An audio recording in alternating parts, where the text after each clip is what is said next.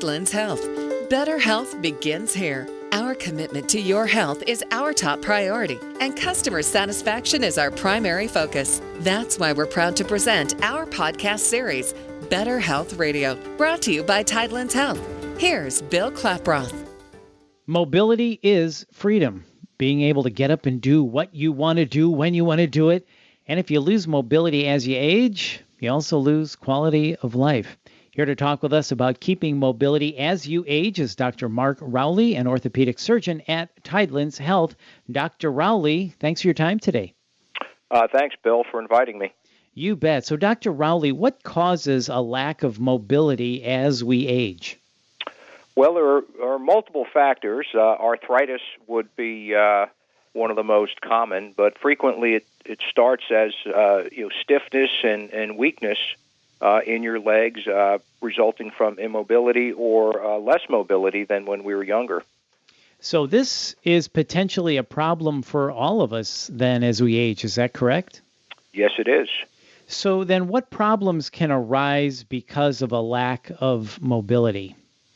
Well, the initial symptoms start out with stiffness in the joints, either your hip or your knee, your foot and ankle, associated pain when we do certain activities of what we call daily living, whether that's doing housework, climbing stairs, working in the garden, or perhaps other recreational activities we enjoy. And then that is followed by weakness and eventually imbalance, which is a high risk for falling and sustaining an injury. And that's when the problems really start to occur, right? When you have that, loss of balance as you age?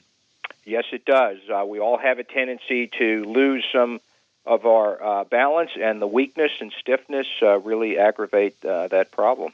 So at what point should someone see the doctor about this? Well, you should be, as part of your annual checkup with your primary care physician, these items will be addressed, and if there's any concern that you're not as mobile, but it's really more a change in mobility.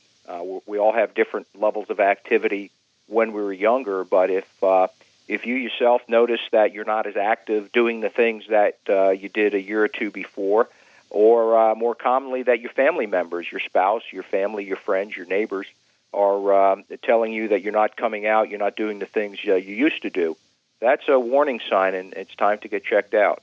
So how do we fight back against this? Is there any way to stem the effects of aging and lack of mobility? Yes. The best way, first, is to recognize it, that it is a normal part of aging. And as you approach certainly your 50s and 60s, these symptoms are going to occur. So first is recognition, discussing it with your primary care doctor and potentially a specialty referral.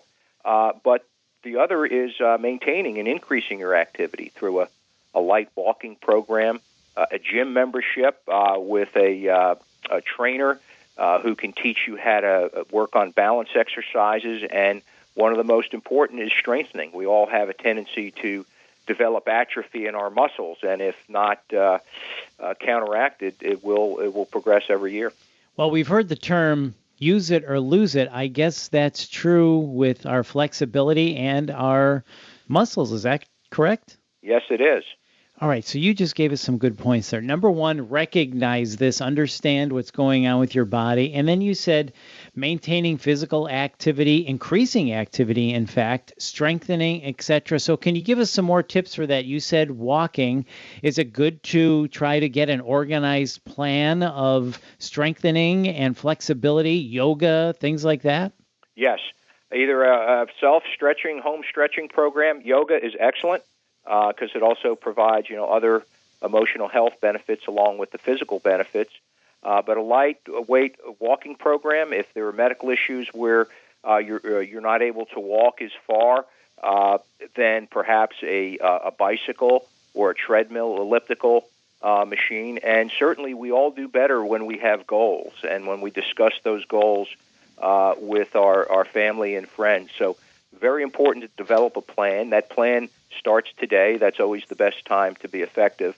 And share those goals with our close ones so we're held accountable that we go out and do these activities.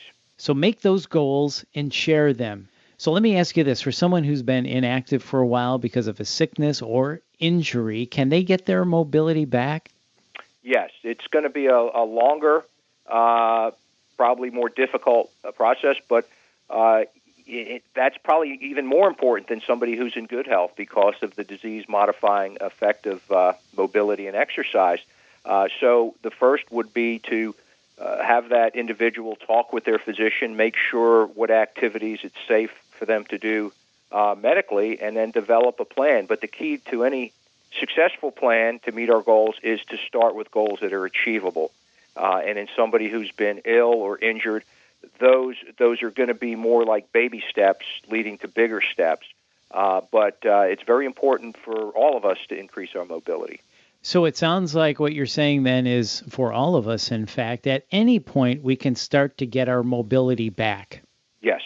Well, that's really good news. So somebody who has let this go and might be in their 60s, maybe 70s, and is really stiff or walking with a cane, pain, that strengthening, that flexibility routine, stretching, that can definitely help them. Is that right? Yes, and those are some of the best. The range of motion exercises, the stretching, the strengthening, very important, and many times will, to delay the need for any formal medical treatment. That is such a good point. I love that. Recognize this. So as you get into your 50s and 60s and 70s, you can make that plan and have a good quality of life as you age. Yes. Dr. Rowley, is there anything else we should know about mobility and stretching and strengthening? What else should we know about this as we age so we can keep our mobility and keep that quality of life?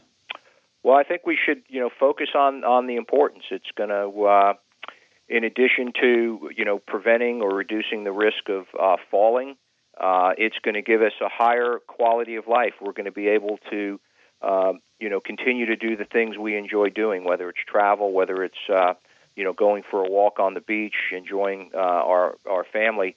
Those are all very important. And then you have, again, the disease-modifying effects for, obesity, high blood pressure, diabetes, mental health issues, depression. All of this is linked to mobility. So I tell my patients, we're not just looking at your knee x-ray today and deciding how best to treat your knee. This knee and your ability to ambulate and stay mobile affects all these medical conditions. And the best treatment many times is not a medication, but it's more of an activity and mobility program. Well, that's a really good point. Not only will you keep up your mobility, but you'll keep these other conditions, like you mentioned, at bay. And that really makes sense because with that exercise and with that stretching, you're moving, you're getting your heart rate up. Chances are you'll be paying more attention to eating better. So it's really a twofold thing here. It really benefits you in many ways. Yes, it does. Well, Dr. Rowley, thank you very much for your time today. Very informative. We appreciate it. And for more information, please visit tidelandshealth.org. That's tidelandshealth.org. And be sure to subscribe to Better Health Radio on Apple Podcasts, Google Play, or wherever you listen to your podcasts. And check back for our next episode soon. This is Better Health Radio. I'm Bill Klaproth. Thanks for listening.